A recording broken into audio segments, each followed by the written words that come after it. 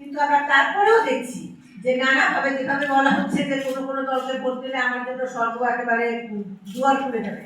এটা আমি জানি না ধর্ম কখনো এই কথা বলতে দেয় কিনা, কে স্বর্গে যাবে আর কে যাবে না সেই বিষয়টা তো এখান থেকে নির্ধারিত হয় না, সেটা যখন নির্ধারিত হবে তখন নির্ধারিত হবে। এবং এভাবে বলাটা এটা ধর্মকে কতটুকু মানা হলো, ধর্ম প্রতিপালনের দিক থেকে কতটুকু ক্ষতিকর সেটাও বিবেচনা করতে হবে। কাজে এইভাবে এবং তার সাথে সাথে আমাদের দেখবেন যে নারী বিরোধী প্রচারণা করা যাবে না।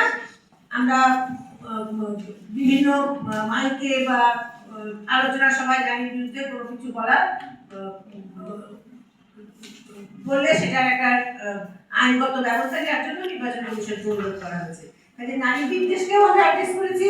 আমরা ধর্মকে যেভাবে নারীর বিরুদ্ধে ব্যবহার করার চেষ্টা করা হচ্ছে সেই জায়গাটাতেও আমরা কথা বলেছি।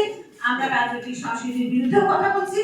আমরা সমাজের মধ্যে যে শিকড় আছে সেটা যে আজকে নারীর অগ্রগতির ক্ষেত্রে বাধা এবং সেখানে নির্বাচনের প্রতিফলন ঘটেছে সেটা আমরা